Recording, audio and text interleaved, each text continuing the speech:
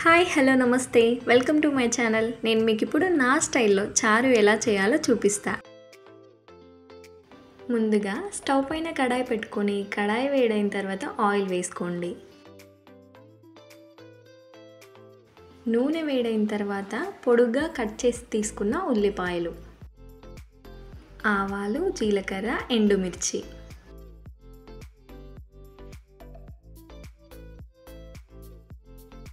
పచ్చిమిర్చి,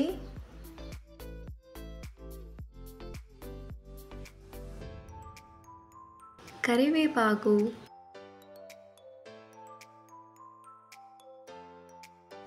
దంచి తీసుకున్న వెల్లుల్లి, జీలకర్ర.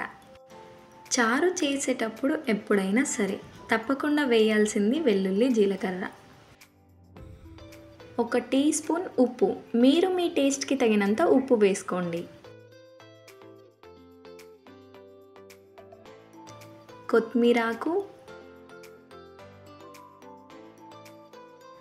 వీడియోలో చూపిస్తున్నట్టుగా పోపు కొంచెం ఫ్రై అయిన తర్వాత పసుపు వేసుకోండి.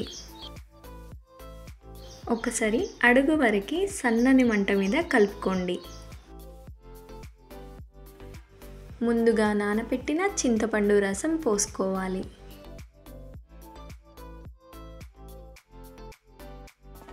ఒక్కసారి టేస్ట్ చూసుకొని రుచికి సరిపడా నీళ్లు పోసుకోండి. 2 నిమిషాల పాటు చారుని మరగనివ్వండి.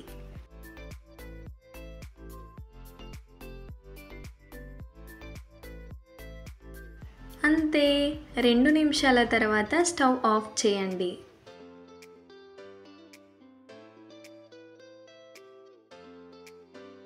చారు చేసేటప్పుడు ఎప్పుడైనా సరే మరీ ఎక్కువగా మరగనీయకూడదు, మరిగితే మరీ పుల్లగా అవుతుంది.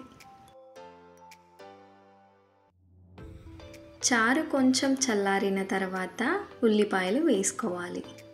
చివర్లో ఇలా ఉల్లిపాయలు వేసుకుంటే చాలా బాగుంటుంది. అంతే, కమ్మ కమ్మగా పుల్ల పుల్లగా చారు రెడీ.